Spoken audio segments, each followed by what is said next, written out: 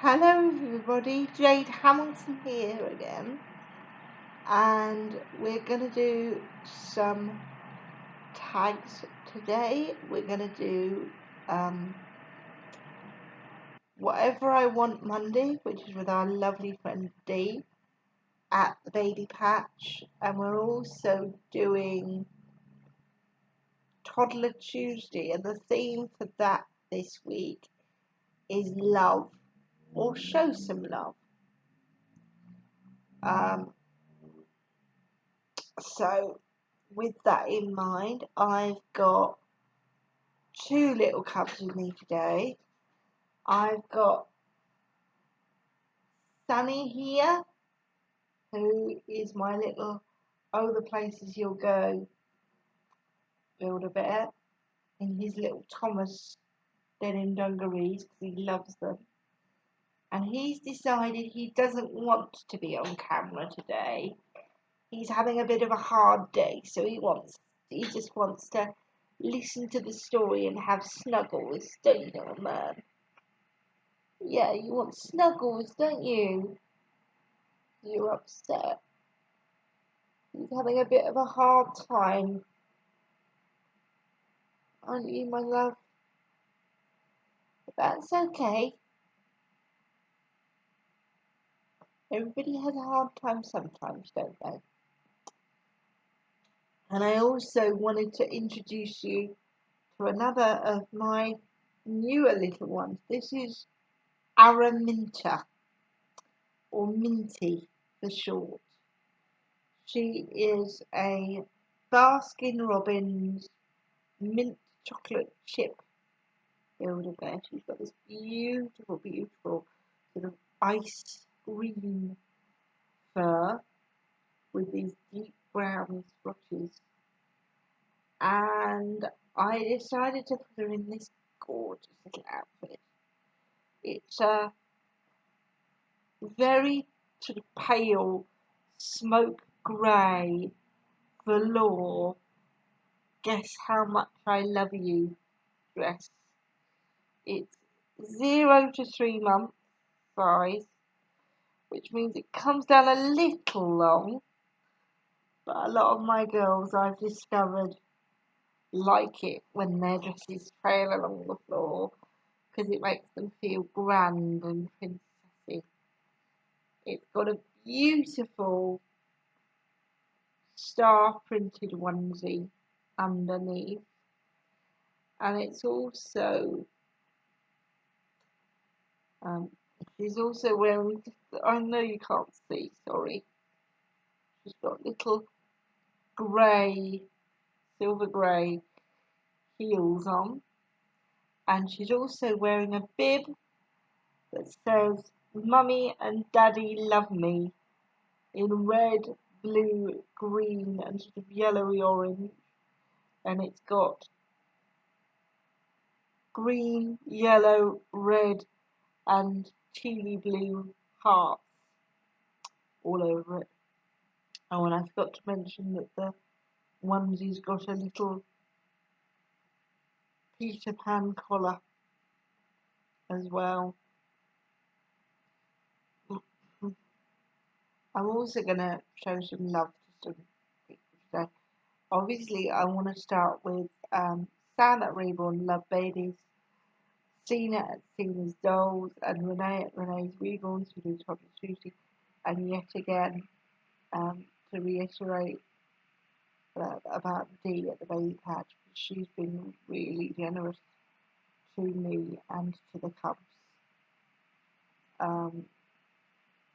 many times over the last sort of few months, and it must be years now, I think. But also to the lovely Jay at JDolls UK. I'm also going to tag in because of her lovely tag new doll clothes. But Jay is incredible. She's a really, really lovely person, and she has been instrumental in how this channel has grown, because she's always been so incredibly supportive. I think I may be wrong, but I think she was one of the first people to comment on anything I ever did on this channel. So she's been here since day dot, really. And I just wanted to say thank you, because she's brilliant. And she always leaves such thoughtful comments, and she just makes my day, really. So do go and give Jace some love if you haven't already, because she's fab. And with that, we're going to move on to our story, which this time around is Charm School by Anne Fine. As per all videos where I read, all copyright goes to Anne Fine and her publisher, which is Penguin Random House.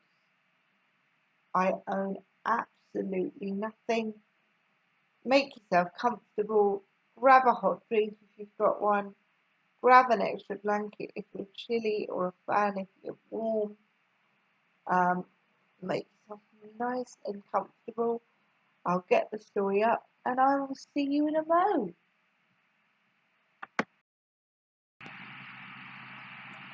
Righty ho, folks, we're on chapter 2.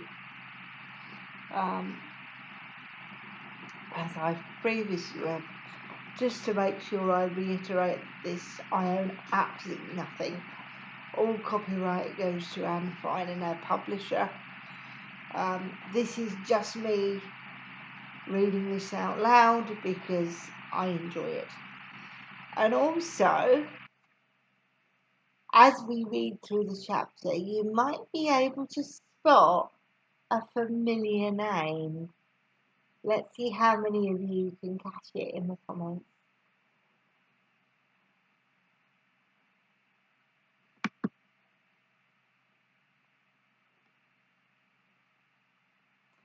Right, here we go. Chapter 2. The small back room looked like the cockpit of an aeroplane. There were switches everywhere. Switches to the right of her, switches to the left, and switches on the panel under the glass window, through which you could see Mrs. Opperline lecturing everyone on how to cope with all that nasty hard skin on the back of her heels, and watching her. Should she just sit there, pretending? When Maura turned up, she could just say that she'd been looking for a phone or some water and slip away. Or should she have a go? After all, Maura might be very late, or she might even have forgotten she was supposed to be there at all. Bonnie looked up. There on the panel right above her head was one big red master switch labelled power.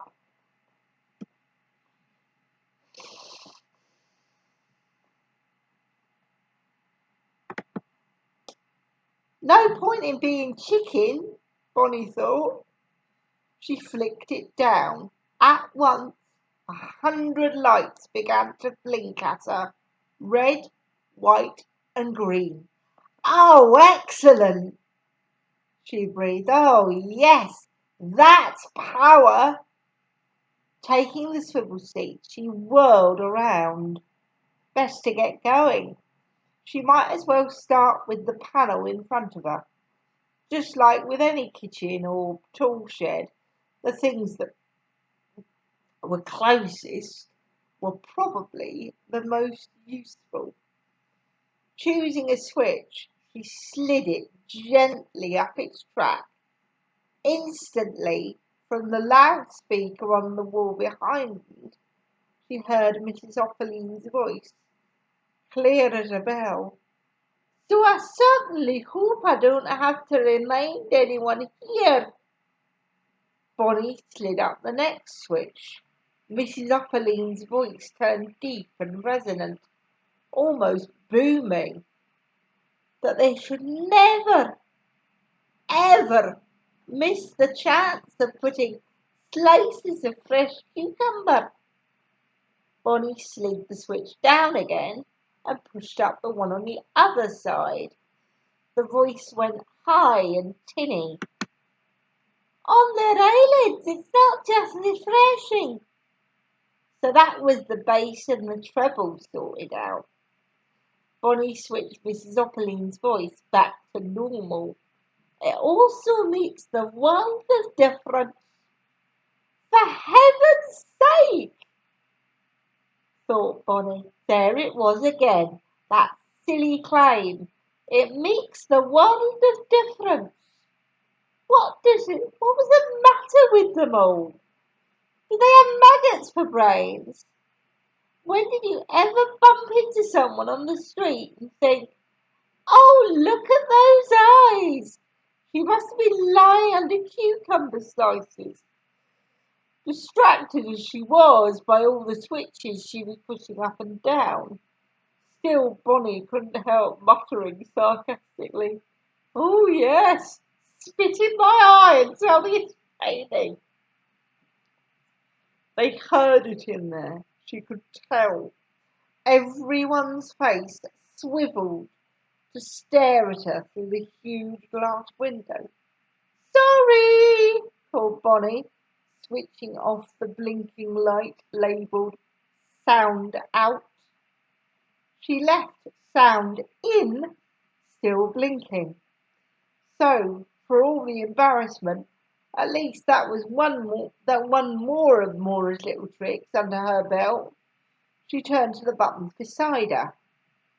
The front ones she pressed lit up the stage with dazzling circles. Spotlight! She tried more. This time, the whole front apron of the stage was bathed in a silver glow. Floodlights, muttered Bonnie.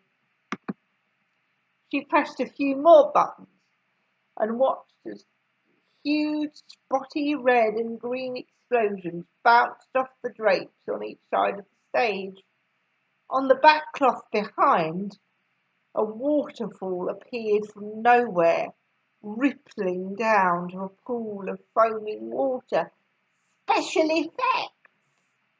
She looked down, and inside the boxes at her feet were discs of every colour. Some were cut into shapes she recognised, like windows or trees, and some others were just cut into the strangest patterns. She picked out two and stared at them, trying to imagine what they would look like cast up on the back of the stage, lit up an enormous, oh yes, this one's a snowstorm, and this one's clouds. She was just peering through the next one. Creepy forest branches. Creepy forest branches? When she was startled by a whisper from the loudspeaker overhead. Oh no! Oh no! The voice was aghast. I ate it! I just ate it! Bonnie spun round to look through the glass. Beside one of the microphones she must have left switched on, there were two latecomers she hadn't noticed. They stopped to stare at one another in the middle of changing their shoes.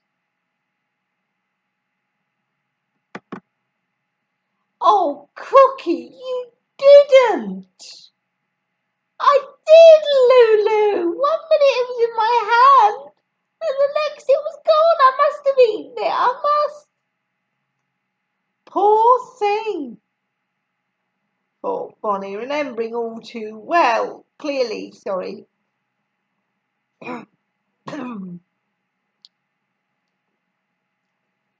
how she'd felt when Kirby Stott slid a dead ant into the icing on her fairy cake and didn't tell her till she'd finished it, and when she'd gone to take the second bite of that apple that Granny gave her, and saw the maggot hole, one swallow too late. Lulu was looking horrified. You never ate the whole thing. Not the whole thing. I must have, without noticing. Cookie, how could you? They're enormous. How could you not even notice you were gobbling a whole biscuit? I don't know. Cookie was almost in tears. Bonnie peered through the glass at this strange pair. A biscuit? How could you possibly get so upset about eating a biscuit? And if you went round acting as if scoffing one miserable biscuit was just about as terrible as eating your own granny, then how could you stand to have a name like Cookie? It would drive you mad. She could flick the sound on the sound out switch and ask, but Mrs. Opperline was on to yet another handy hint. Sorry, folks, I'm a bit late in the day with this, but just to warn you, there will be a lot of references in this story to eating and body image and, looking the quote unquote right way and all these sorts of things. So if any of that's upsetting to you and you need to skip ahead, please do.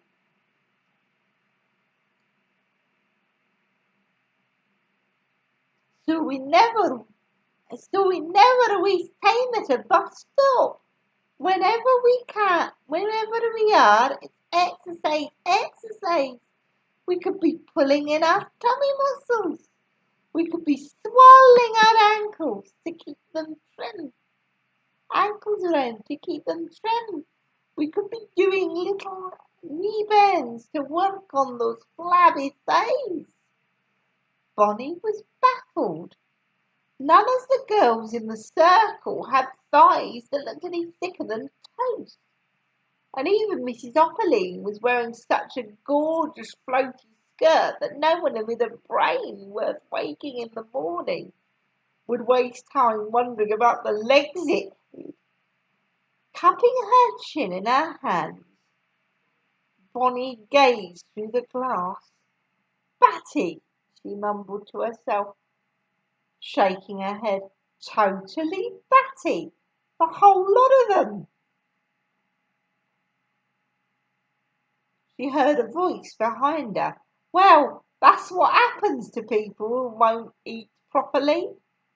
First they waste away, then they go mad. Bonnie spun round. It was the tea boy again. He'd slid in silently and was putting 2 biscuits on a plate down on a ledge.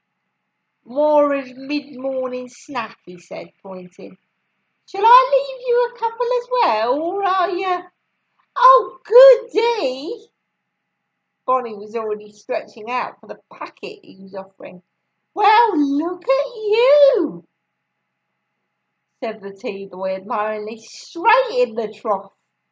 I can see you won't last all that long up here on planet Snack on Air. Bonnie couldn't help grinning. It wasn't the most polite thing to say, straight in the trough, but it did prove to her that there was at least one other person in the world, who thought this place was Crazy Club. Who are you? I'm Toby. Being the tea boy is my Saturday job. He sighed. Though I hate it so much I could practically die. Why'd you do it then? Bonnie asked curiously. For the money, of course. I'm saving up for a new violin. He sighed again, even more heavily. Though sometimes I'm not sure it's worth it, trotting up and down these corridors all day just to make the music I play sound a little bit better. It can't be too bad, Bonnie pointed out. Just dishing out the tea and biscuits. And wisdom, Toby pointed out. Don't forget wisdom, I can dish that out too. Bonnie laughed, pointing through the glass. If you're so wise, she said, then tell me this. What's wrong with all of them? Why are they all the way they are? I blame Mrs. Opaline, says Toby. Her words fly in one ear and all their brains fly out the other. They both broke off to listen. As good as poison, Mrs. Opaline was warning everyone. Just fat and chemicals in fancy wrappers. What's she on about now? Probably the cheaper range of my biscuits, Toby admitted. All sweets and crisps. She's got a bit of a thing about them. That's not so odd. My mum and dad go on about them all the time. Oh, everyone gets that, said Toby. But Mrs. Opaline acts as if one sweetie will rot you inside and one little chocolate will make you swell till you explode. And Lulu and Cookie act as if they believe her. They all do. I don't know why, said Bonnie. After all, Mrs. Opaline's not exactly a beanpole herself, and she looks healthy enough. Yeah, Toby agreed. Plump and cosy looking. And it suits her. So why she's so determined to starve these poor followers of hers into staircase spindles, I really don't know. But she never lets up. She's like some mad general, always going on about the great food war. You listen. He switched Mrs. Opaline's voice up till it filled the room. So, boomed the exultant tones, we're going to make 2 precious lists. On one, we're going to put all our food friends. Mrs. Opaline beamed. All those handy little helpers to happy health, like, she waited, raw vegetables, grilled fish, skimmed milk. They were all clapping in delight. Mrs. Opaline's face darkened now, and her voice went sombre. Oh, but on the other list, we're going to put all our food enemies, all those horrible, fatty, worthless food fiends. Some of them were even hissing. Chips, chocolate, fry-ups, sweet drinks, ice cream.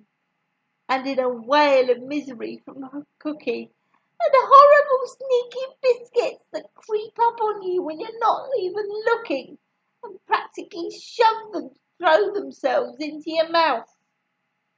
Bonnie turned to the tea boy. I hope it's not catching. He picked up the empty biscuit plate. It looks as if you've been safe enough so far. Did I eat Mora's as well? I am sorry. Bonnie said, I didn't notice. That's because you're not under the spell. So just be careful. Block your ears till I come round again. He left to go back to his trolley just as Mrs. Opaline changed tack. And no, dears, Mrs. Bonnie heard her saying, we're going to spend a bit of time practicing our sitting.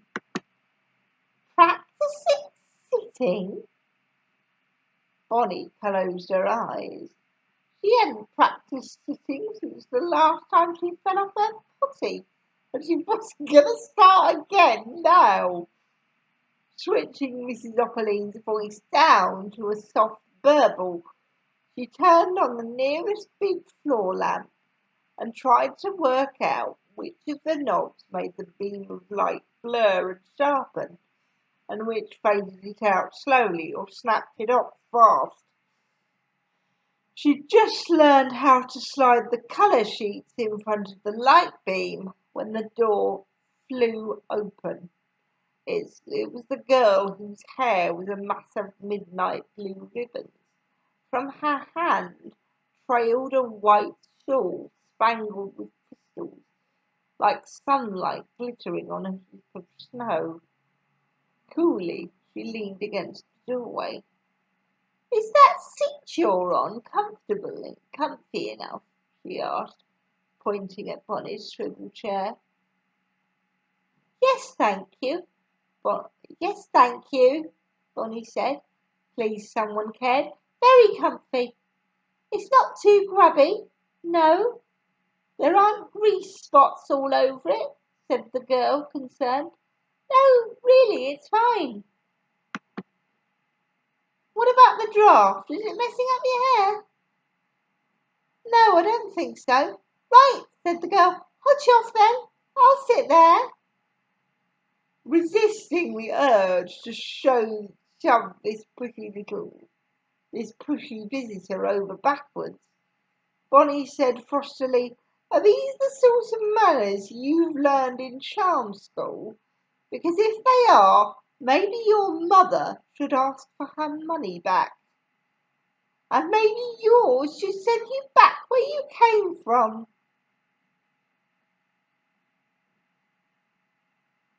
"Oh, yes," challenged Bonnie. "And where's that?" "Well, from the look of you," the girl said, "I'd say the land of no style." "Better," said Bonnie icily, "than crawling here from the land of no manners." The girl was pointing now. "You realise the pattern on your blouse looks like a skin disease? You obviously missed the class called Secrets of Flattery. That mop on top of your head doesn't even look like hair. And no one could possibly mistake you for a nice person." The girl let rip now. "Oh, go fry your face." "Nosebleed?" snapped Bonnie. "Squirrel brain? Super rat? Oh, wonderful!" Suddenly, to Bonnie's amazement, the girl flung her arms wide, shut her eyes tight, and spun merrily on her toes. "Oh, brilliant! This feels a whole lot better." Opening her eyes again, she stuck out her hand and gave Bonnie a huge, friendly smile. "Hi," she said. "Sorry about all that. But really, it's not easy to go round being charming all day. Sometimes you find you have to run away for a few minutes to let off steam." "What?" Bonnie said, baffled.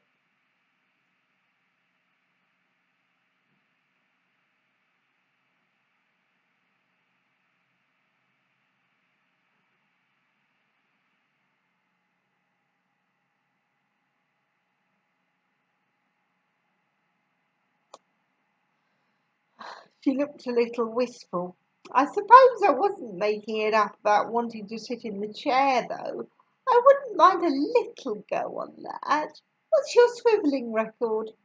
"4 times round," Bonnie admitted, getting off it. "Then it grinds to a halt.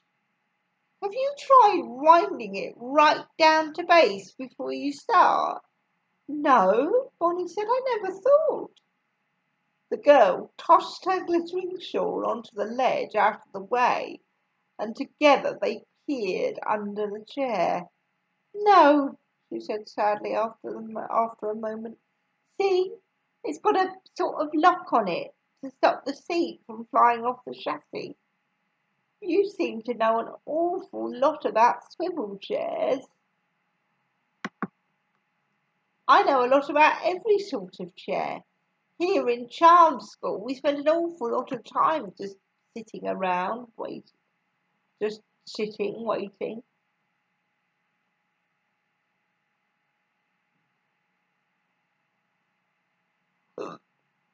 and then you go home to stick your elbows in lemon halves and wait some more.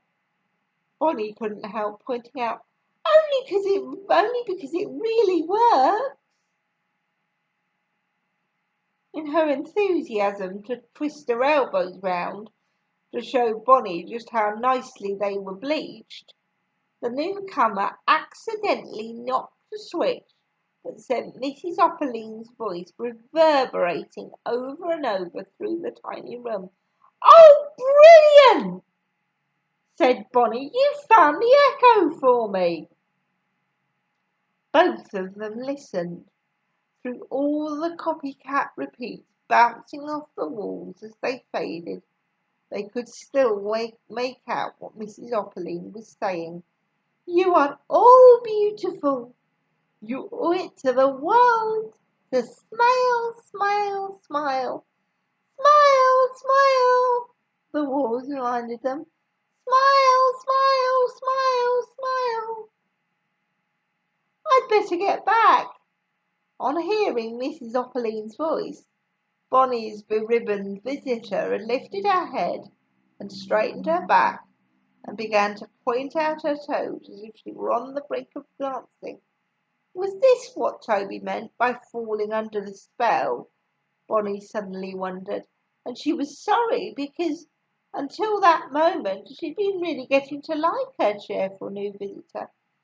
Quickly, before losing her to Mrs. Opperling completely, she switched the voice burbling out of the loudspeaker down to softer and softer and said, "Oh, please don't go.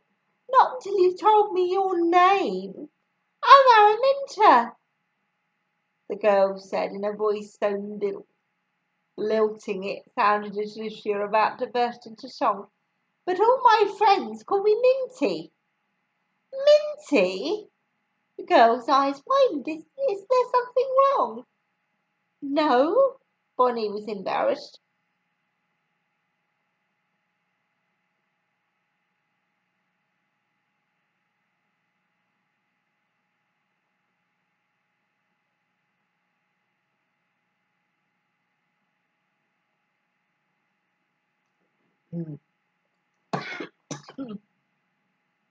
Oh, excuse me. Frog in my throat. Hold on. Let me just take a quick drink. Sorry, gang. Oh.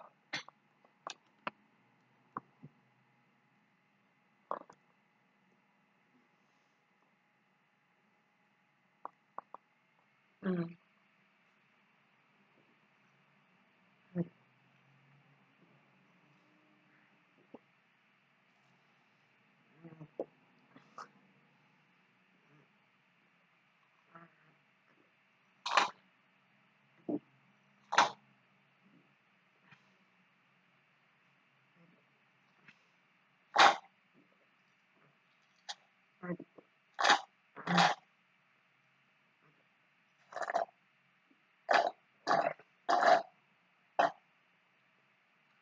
Mm.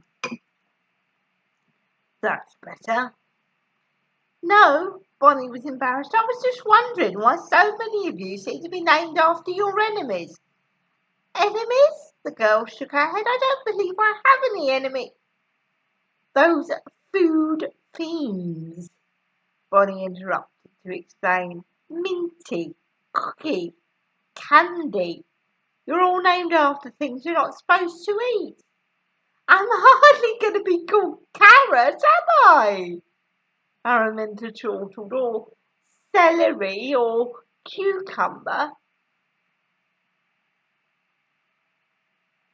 For the first time since she'd arrived in this strange new town, Bonnie felt as if she were having the sort of conversation she used to have with her old friends. "You could be called Lettuce," she suggested. "That's a name. Or—" But Mrs. Opperling's voice had raised itself above its own soft burbling. "Araminta, I hope you're not wasting Miss Sparky's time in there. How long can it take to explain what you want for one little song and dance routine?" Don't forget there are other girls waiting. Araminta leaned over the microphone on Bonnie's panel. Bonnie switched her sound out just long enough for her to go, "Coming, Mrs. Opaline." And when Araminta turned back, to Bonnie's disappointment, it was obvious she didn't have any more time for friendly chatter. Her tone was now firm and businesslike. "Now listen, I'm going to be a dancing snowflake, so I'll need a lot of glistening white with maybe a hint of blue to make it look even colder. And I'll need snowflakey light spangles swirling round me to match the crystals twinkling on my shawl. But don't forget to keep my face in a warm spotlight, or I'll look so awful everyone will die of fright." She pointed through the glass. "I'll go and stand where I'll be, and you do a lighting test." A lighting test? Bonnie was horrified. She'd hardly worked out where anything was and how it worked, and now she was practically being examined in it. First, she'd be caught out at once. Firstly, she'd look like an idiot, and then she'd almost certainly be frog-marched down to her mother in deep disgrace, or worse, sent back to the big room to fail at something even more difficult, being charming. As casually as possible, she said to Araminta, "I don't suppose you happen to remember what sort of things worked best for you last time?"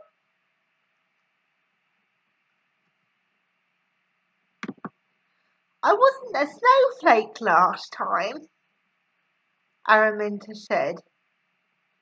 "I was a cowgirl." Then, sensing that under Bonnie's careless shrug there was real disappointment, she said kindly, "But Suki did sing a little winter frost song the time before that, and if I remember rightly, Mora fixed things so that—" She broke off and clapped her hand over her mouth, staring at Bonnie. "Oh no! Mora! I knew there was something I was supposed to tell Mrs. Opaline." Bonnie's heart sank. "Oh no!" she wailed in turn.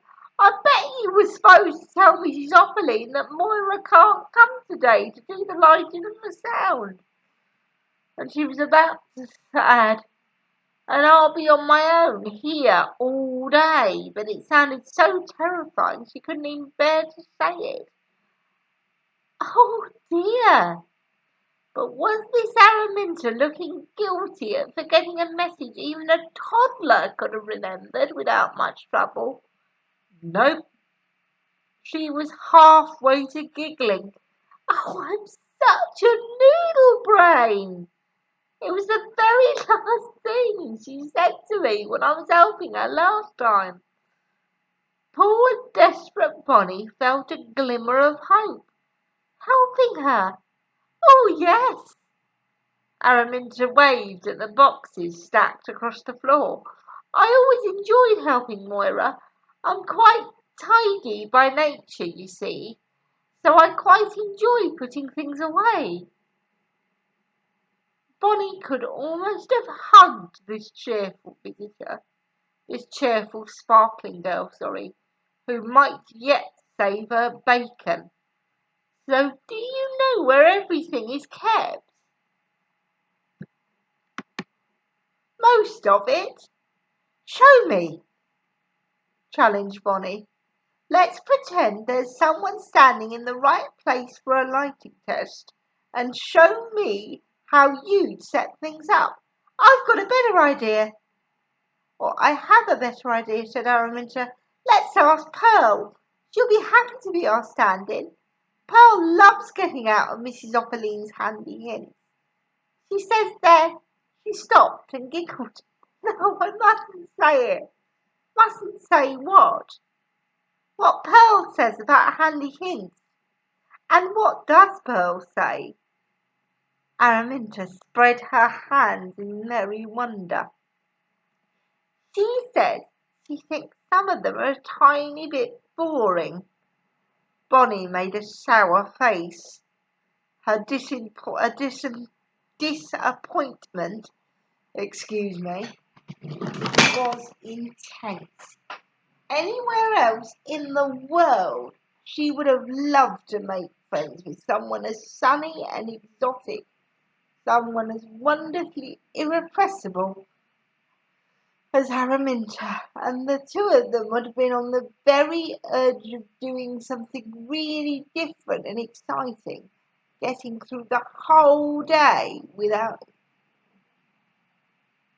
Mrs. Opperline even guessing that Bonnie wasn't the real Miss Sparky, or even a Miss Sparky at all. But now Araminta had reminded her that it was hopeless. Hopeless! What was the point of even dreaming of doing exciting things or making new friends in this stupid charm school? Yes, Pearl's quite wrong, she said. They're not a tiny bit boring at all. They're enormously boring and quite ridiculous. No, they're not. Araminta sounded quite hurt and stung. Why, Serena's sister followed Mrs. Opperline's handy hints about never sitting in front of the television without first dipping your hand in vegetable oil and wrapping them in cling film. And she got a job holding plates up to the sunlight in a washing up advertisement. Is that why you're here? Bonnie couldn't help teasing. So you can get to hold plates up to sunlight too? But Araminta missed the tone of sarcasm in her voice. She was too busy lifting her pretty little hands and shuddering. Don't be silly. I've got ugly great paws like giant soup plates. It sounded so familiar. For a moment Bonnie couldn't think why. And then she remembered Miss Cute Candy slapping at her perfectly normal legs and calling them car park pillars. Araminta tucked her hands away behind her back out of sight and said winsomely, But it would be nice to be some sort of model. Bonnie gazed out through the glass. I expect they all think that. Not all of them. Araminta pointed round the circle. Serena's here because she wants to be an actress and she thinks looking nice and being charming will help her. And Lulu's here because her mother always wanted to be a catwalk star, but then she missed her big chance by getting married and having babies.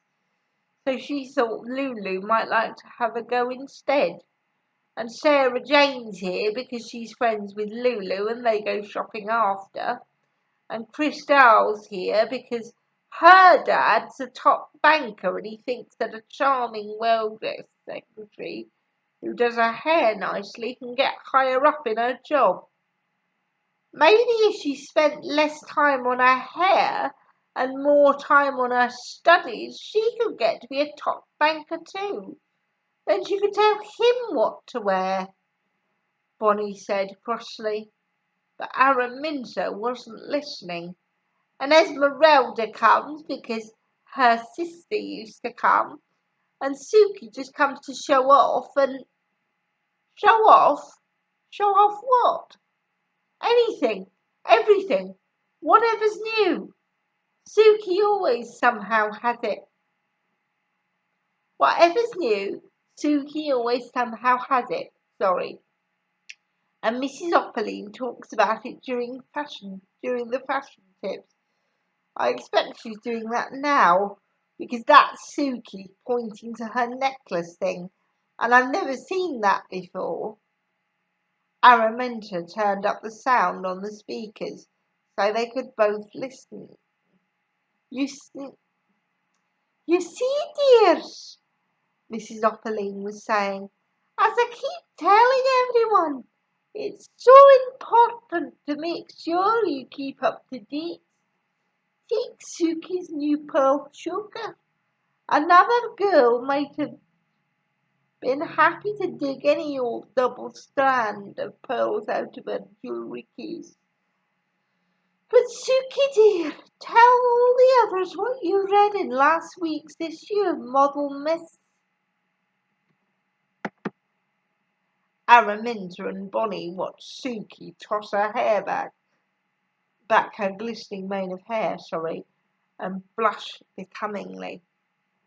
It said that pearl chokers with only 2 strands are... She shook her head in horror. Totally yesterday. There was a little buzz around the circle. Really, I didn't know. I heard that too. Oh, how upsetting. I've only just saved up and bought one. It's horrid, isn't it? Cookie was sympathising with the shocked Karina. But Suki's right. I read it too in this month's House of Style. It said that 2-strand chokers are from Tiredsville now, and the only thing to wear is 3-strand chokers. Mrs. Opperling clapped her hands to try and put a stop to the gossiping. So go on, Suki. Tell everyone exactly what you did to find a 3-strand choker for your dance on Saturday. Suki shrugged modestly. I went to 40 different shops. 40! Oh, Suki, that's amazing! The girls had taken to chattering again. 32 is the most I've ever been to looking for something special. Sarah Jane and I went round 30 once looking for the exact right plum suede boots. But we were together and it took us a whole week. But Suki did it all in one day. She must have been shattered afterwards. Talk about shop till you drop. Suki tilted her head and smiled modestly. Yes, I was tired. In fact, I was so tired I fell asleep before the dancing even started. Never mind. At least you looked right. Oh, yes, I looked right. I checked before I left home. And I looked exactly like all the girls in this week's Model Miss. There, said Mrs. Opperling. What an example for us all. Not 10 shops, not 20, not even 30. Suki went to 40 shops to get exactly what she wanted. And what do we call that, girls? Bonnie could think of one answer, but a quick sideways glance at Araminta's seraphically devoted face warned her to keep it to herself. Besides, everyone in the circle behind the glass had started chanting. That's dedication, Mrs. Opperling. That's right, dears. Dedication. And how important that is. We cannot hope to reach the heights of fashion without dedication. They're not called the heights by accident. Oh no, we are like mountain climbers, and to reach our goal, we need a combination of vision and planning and hard work. She spread her arms. What do our friends across the channel see? Everyone chanted again. Il faut souffrir pour être belle. Bonnie nudged Araminta. What's that? French, Araminta said. It means You have to suffer to be beautiful. It's our charm school motto. She put her hand on Bonnie's arm. Well, she said.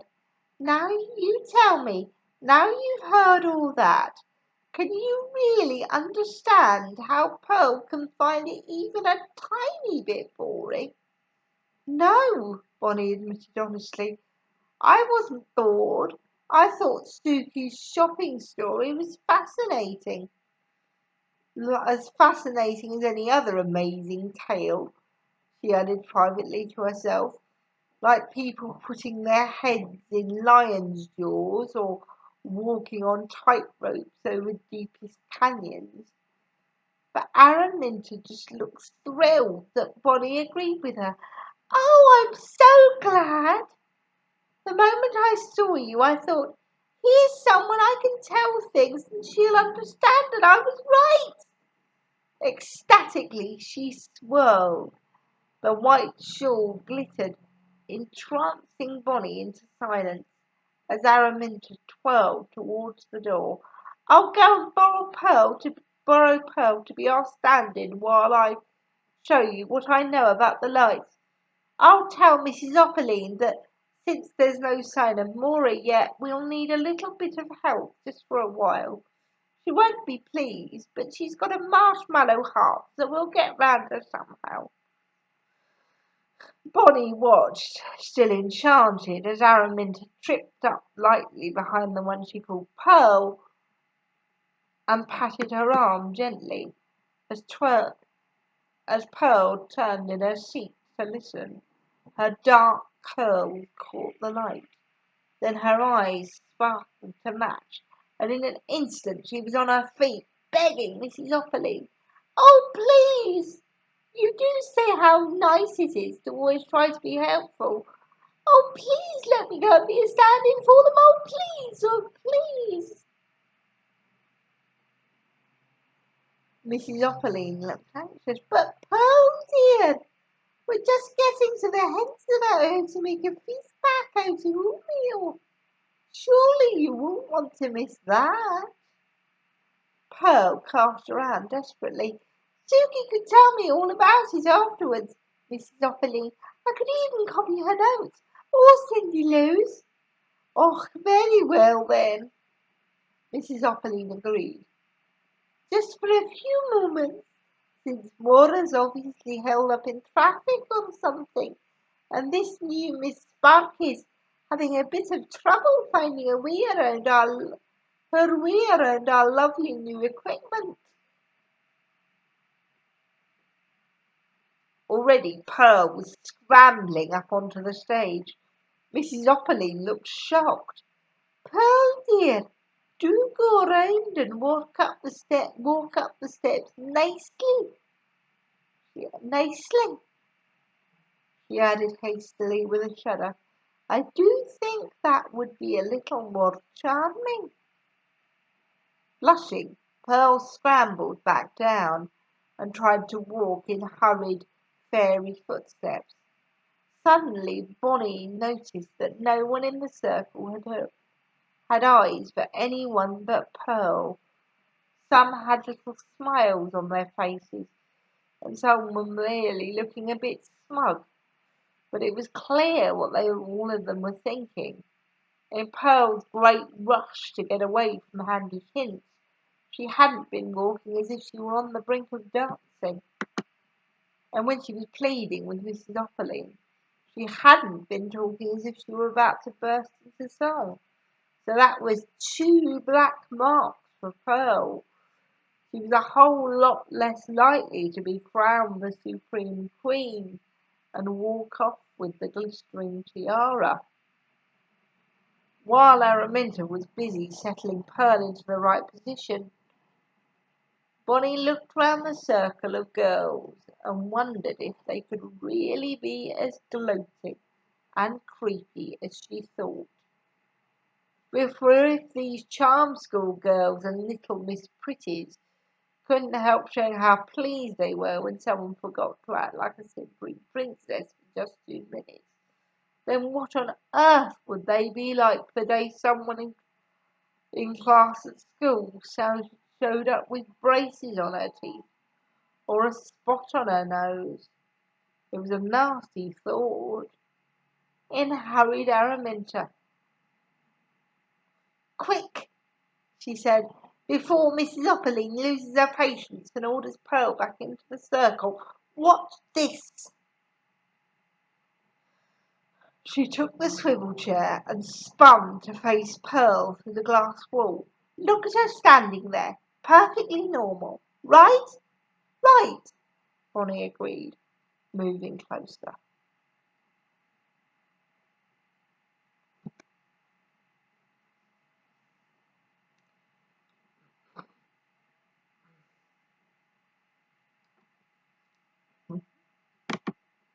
"Look," said Araminta,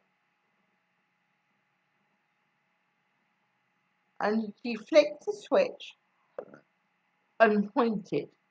And now Pearl was standing on the stage with only a black smudge for a face. "That's backlight shining from behind," Araminta explained.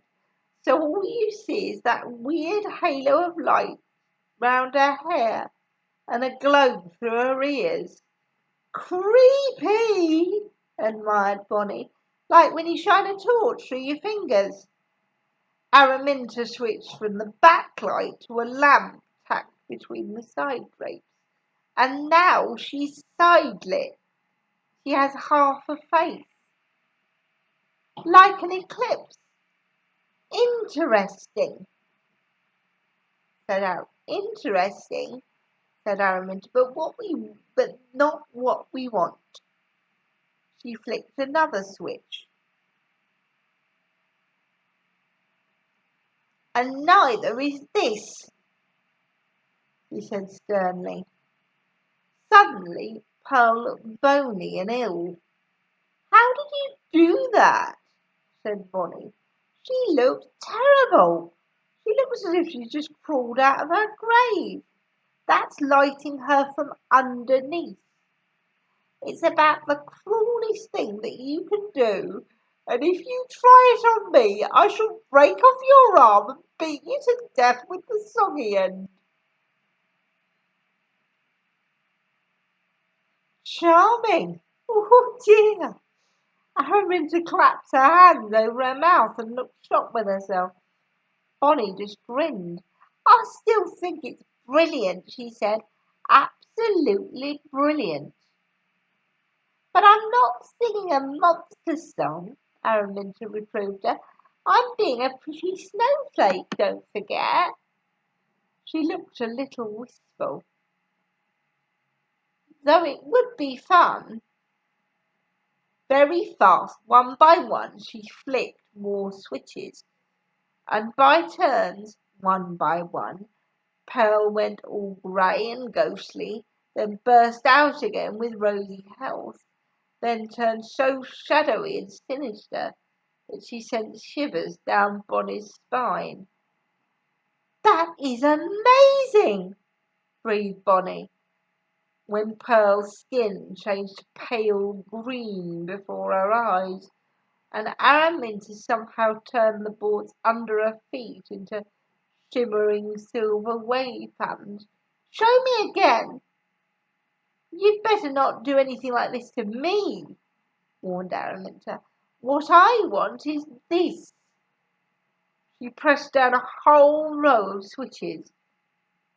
Suddenly Pearl looked as luminous as an angel, with her skin all milky and glowing.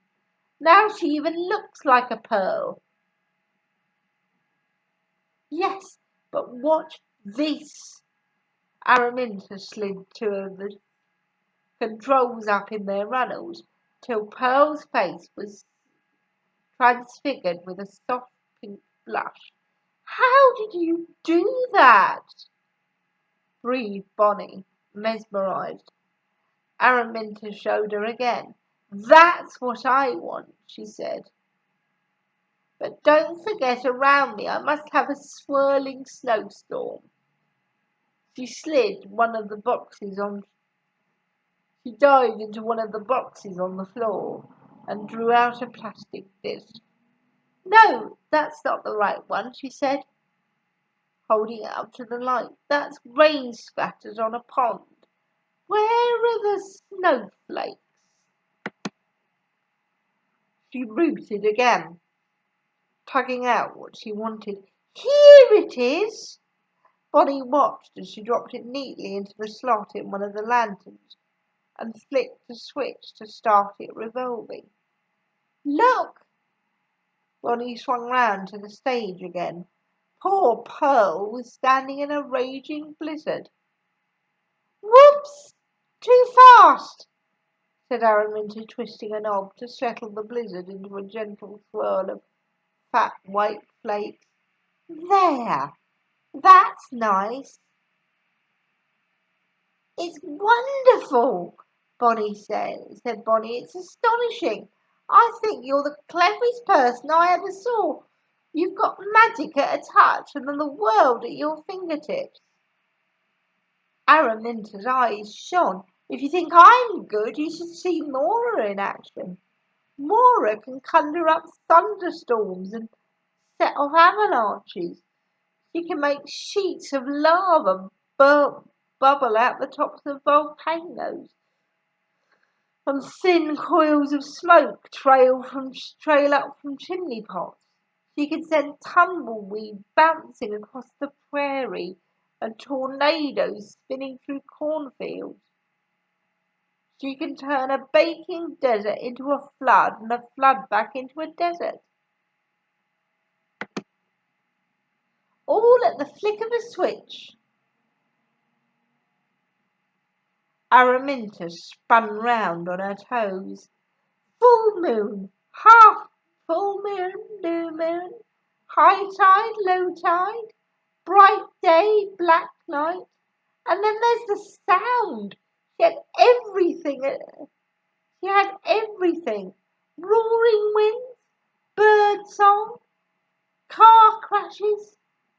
Hands locked together, they were both spinning now, faster and faster. When Bonnie narrowed her eyes, all she could see was Araminta in a swirl of glittering white. Brass bands, heavenly choirs, gunshots, explosions, children outside in the playground, breaking glass, the baby whimpering, crashing surf, a piano in a far-off room, trains hurtling past, church bells, whistling kettles, street riots, sirens, crackling fires.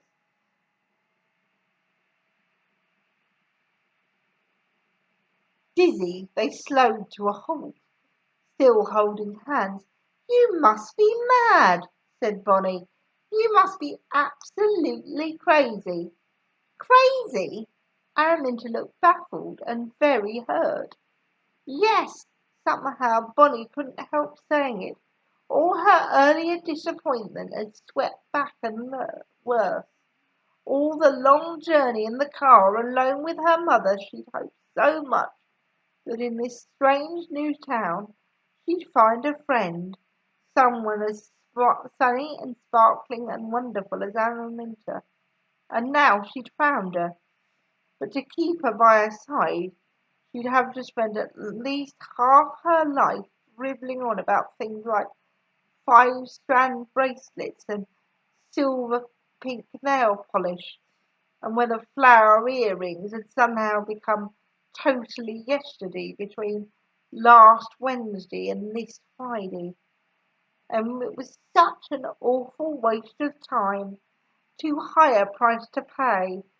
So she tried yet again to explain to Araminta. "Listen, it doesn't make sense. Here you are, with the chance to do all these amazing things and build whole worlds around you. You could sit in that swivel chair and flick switches to frighten people out of their wits or lull them to sleep with soft music. You have the power to do anything." She spread her hands and stared at Araminta. "And what do you choose to do?" And then, in her exasperation and frustration, she startled herself by answering her own question rudely. You choose to sit on your bum and hope you look prettier than everyone around you. Tears sprung to Araminta's eyes and glistened like the salt. That is so horrible and so unfair. Bonnie felt terrible, but instead of saying she was sorry, she muttered suddenly, what's so unfair about it? Isn't it true? No, it's not. Araminta glared through her tears and cast around for some way of hurting Bonnie back. You're only saying it because you're jealous. Now this was irritating. Jealous? Of course. Araminta curled her lip. You're only saying being horrible because you know that never in a million years could someone like you win Mrs. Opperlein's beautiful glistering tiara. Bonnie said stubbornly, and what on earth would someone like me want with some stupid glistering tiara?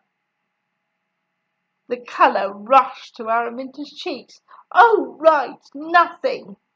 She took a deep breath and rushed on.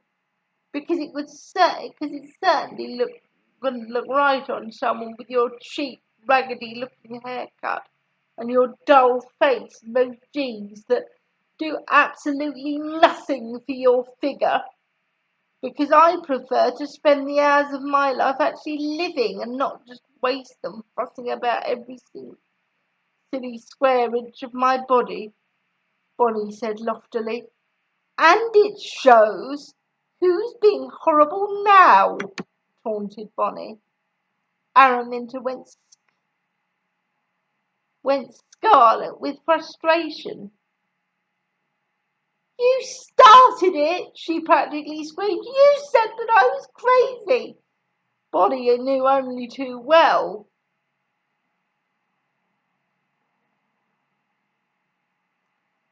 that this was her last chance to back down. And maybe she would have tried to make it up again with her Araminta. But looking away for a moment, she caught sight of Pearl, still patiently standing, waiting in the middle of the stage, her face quite blank, and for all Bonnie knew, her mind quite blank as well. Oh, they were all the same, these silly, empty girls.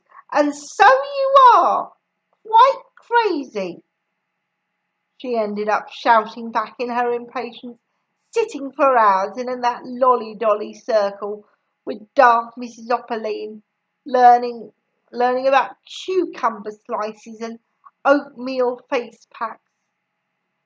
She'd gone too far, insulting gentle, friendly Mrs. Opperlein. Instantly, Araminta sprang to her beloved teacher's defence. It's better than being, she broke off, because Bonnie knew she ought to let it go, but something made her push Araminta into saying it, like some tired, miserable toddler who, not allowed to have the toy she wants, breaks the one that she's holding. What? She said dangerously. Better than being what? Nothing, snapped Araminta. Go on, spit it out, jeered Bonnie, and Araminta cracked. All right, she shouted, you're snooty and mean about all of us, and horrid about dear Mrs. Opperlein. So I will say it. It's better than being a nasty little scruff pot with no looks at all. They stared at one another, shocked, their fresh new friendship in tatters.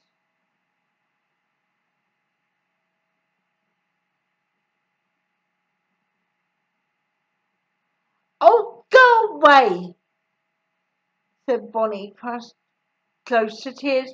Go back to little...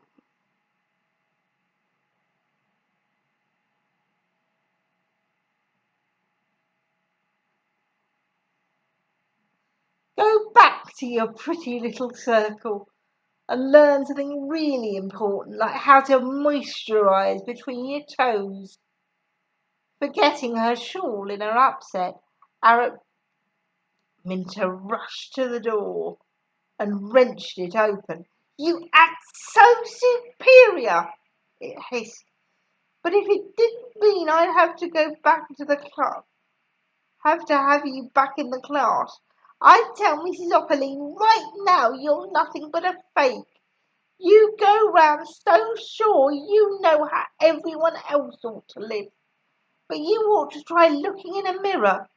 It's obvious you don't bother to do it very often, but you should, because you'll see something really interesting.